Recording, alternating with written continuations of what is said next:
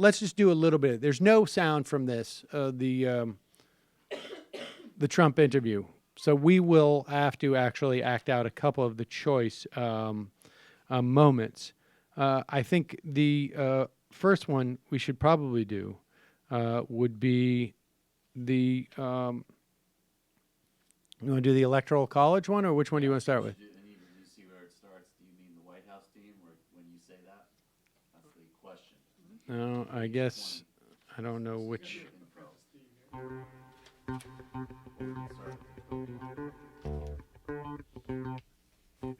All right, let's do the. This is the. What is this? This is the president's Trump interview scene. Okay, this is the interview with the AP. I will play the role of the AP. Michael will play the role of the president. We will start with how Donald Trump, people don't realize the odds he overcame to win the Electoral College, completely stacked against him. AP, do you mean your White House team when you say that you have different teams? Yeah, I mean, my White House team, I think Reince has been doing an excellent job. I think, this is a very tough environment. Not caused necessarily by me, although the election has, look, the Democrats have a tremendous opportunity because the Electoral College, as I said, is so skewed to them. You start off by losing in New York and California, no matter who it is. If Abe Lincoln came back to life, he would lose New York and he'd lose California. It's just a registration. There's nothing you could do. You're losing the biggest states where you start, okay? The Electoral College is so skewed in favor of the Democrats that it's very hard. I mean, look, Obama's number in the Electoral College, his number in the win were, but the Electoral College numbers are massive. You lose New York, you lose Illinois. Illinois is impossible to win. And so now you lose New York, Illinois, no matter what you do in California, right? And you say, man, now I have to win Florida, I have to win Ohio, and I have to win in North Carolina. You have to win all these states. And then I won Wisconsin and Michigan, all these other places. But you remember, there's no way there. There's no way to 270. Right. I think he stole that from Nate Silver. So I would go to the next page. Let me just add something. The president just made this argument. He is the second Republican president in a row to have won via the Electoral College, but losing the popular vote. Yeah, but I just want to reiterate.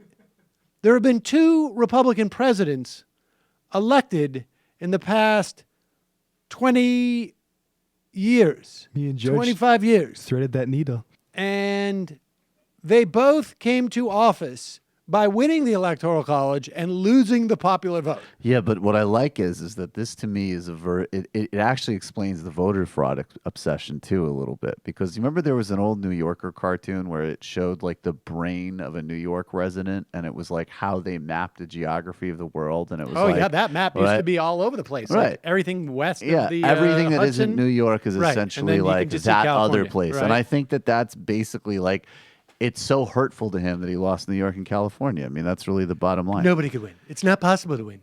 We should go to the next page in terms of when he talks one of his biggest challenges as president. To me, that's not getting elected. It's being installed.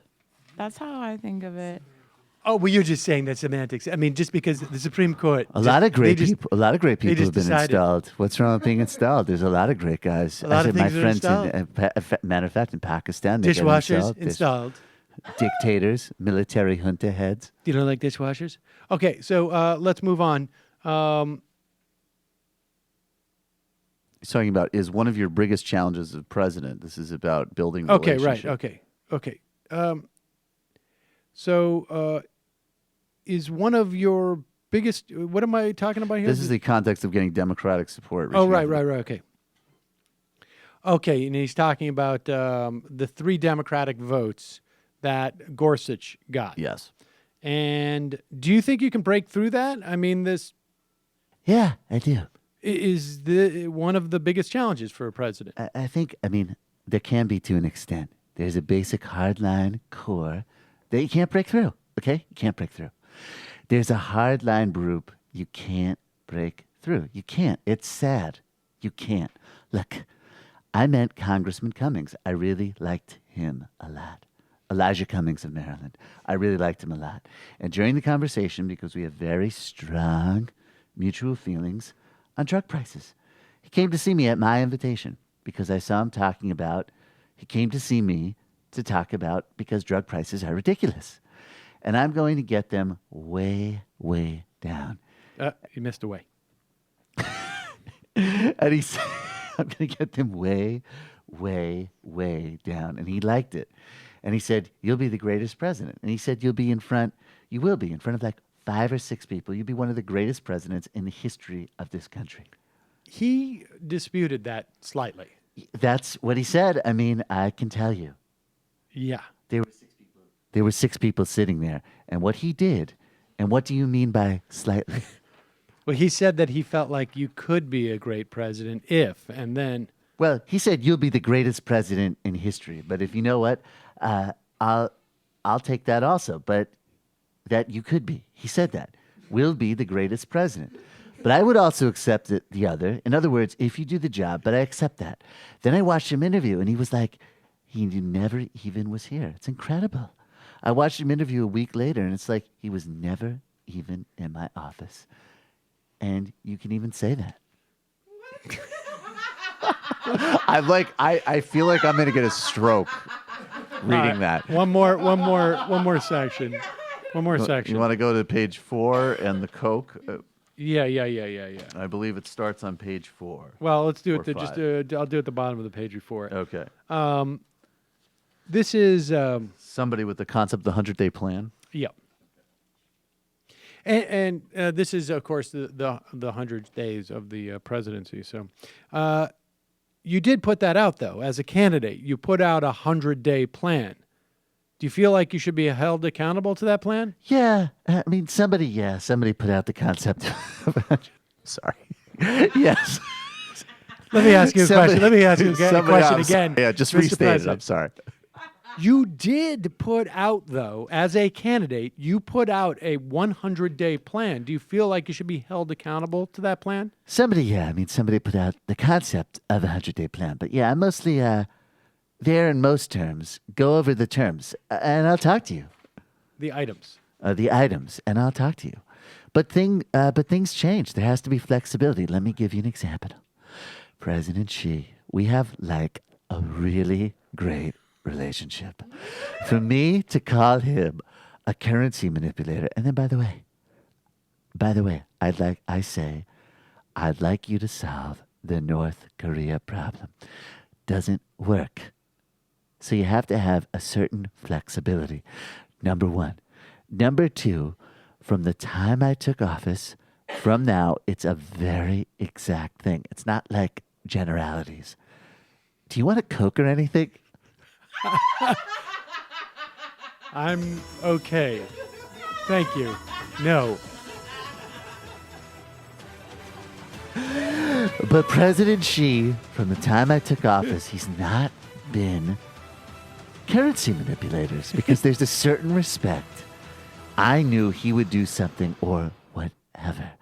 But more importantly than being a currency manipulator, the bigger picture, the bigger than even currency manipulation, if he's helping North Korea with nuclear and all the things that we've got to do with it.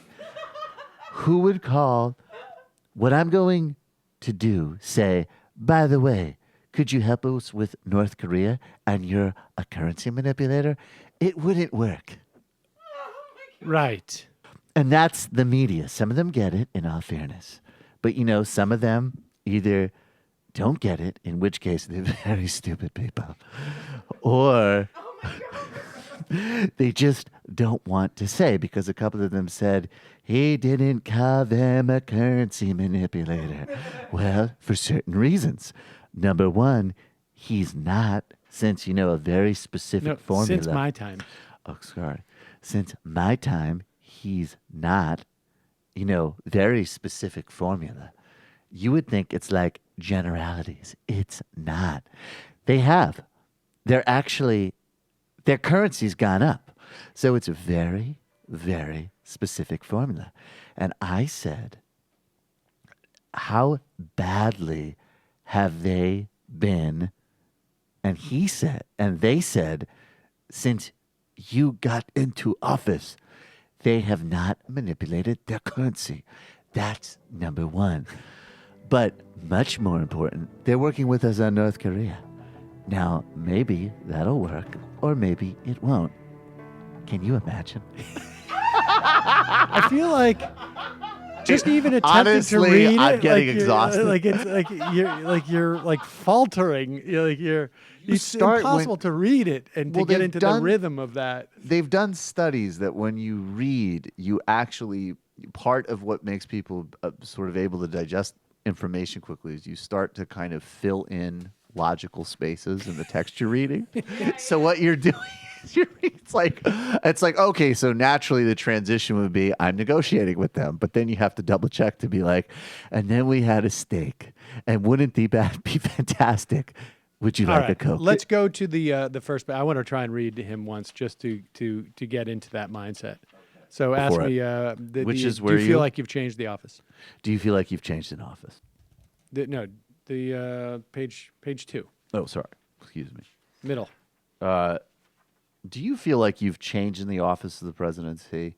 How can the presidency be used to affect change? I think the 100 days is, an artificial barrier. It's not very meaningful. I think I've established amazing relationships that will be used the 4 or 8 years, whatever period of time I'm here. I think for that, I would be getting very high marks because I've established great relationships with countries. As President El-Sisi has shown and others have shown. Well, if you look at the president of China, people said they've never seen anything like what's going on right now. I really like them a lot. That's true. I think he liked me. We have a great chemistry together. I've developed great relationships with all these leaders. Nobody's written that. In fact, they said, oh, well, he's not treating them nicely because on NATO, I want them to pay up. But I still get along with them great. They will pay up. In fact, with the Italian prime minister yesterday, you saw we were joking. Come on, you have to pay up. You have to pay up. He'll pay. Do the AP. It's actually fun. Do you say that in your meetings, your private meetings? He's going to end up paying. But nobody ever asked the question. Nobody asked. Nobody ever asked him to pay up. So it's a different kind of presidency. Do you feel like that's one thing that you've changed, that you maybe are actually asking direct questions about some of these things? Yeah. Let me give you an example. A little before I took office, there was a terrible article about a F-35 fighter jet. It was hundreds of billions of dollars over budget. It was 7 years behind schedule. It was a disaster. So I called in Lockheed and I said, I'm sorry, we're going to have to bid this out to another company, namely Boeing or whoever else. But Boeing, and I called in Boeing, and I started getting competitors' offers back and forth. I saved $725 million on the 90 planes. Just 90. Now, there are 3,000 planes that are going to be ordered. On 90 planes, I saved $725 million. That's actually a little bit more than that, but it's $725 million. General Mattis, who had to sign the deal when it came to his office, said, I've never seen anything like this in my life. We went from a company that wanted more money for the planes to a company that cut. And the reason they cut, same planes, same everything, was because of me. Because of what I do. Isn't it exhausting? It's exhausting. All right. That's the Apprentice And I also fired love- music, by the way. Oh, yeah. Oh, that's great. I also love the notion that I'm sure, of course, General Mattis, as we said, is a master manipulator. He knows how to manage Trump. But and maybe Mattis has gotten to his level of manipulation as a veteran military guy that he does actually talk like this, where he comes in and just like, I'd just like to say, Mr. President, tremendous, terrific, never seen anything in my life. You're blowing me away. You're blowing me away in every shape. But not only blowing me away, I would say it was tremendous in a certain sense. Mr. President, I dip my head as a sign of respect. You're blowing me. I wonder if he does come in and just sort of. I learned in Okinawa the art of the formal bow, Mr. President, which I'd like to extend to you. But I'd also like to say that you're doing not only a tremendous job, really a historical job, but also a great job. But you also haven't changed in a certain sense. And I'm finding it both fantastic and tremendous to witness, but also great. It's both amazing to see how much you've learned on the job and how much you knew going into the job. it's sort of extraordinary how fast you learn and what you already know. It actually makes my head spin. Well, thank you. Oh, wow. It's great. Couldn't put it like that myself. You have a very interesting Can I hold cadence. your gun? I like how Michael started out with the appropriate amount of being completely out of breath, but then it was too exhausting to read Yeah, you and start to also like hyperventilate. That's cool hyperventilate because at the what same you're time. you did it very well, but you didn't do the panting that you No, know is I know. taking You place have in to- this It's too interview. much. Hey, folks, the Majority Report YouTube page is in a bit of a crisis right now because of changes in their algorithms. Our YouTube revenue has been clobbered. We need your help. Just a couple of bucks a month would really help us out and keep this channel going. Head over to our Patreon page to find out more information. It's the URL is right here.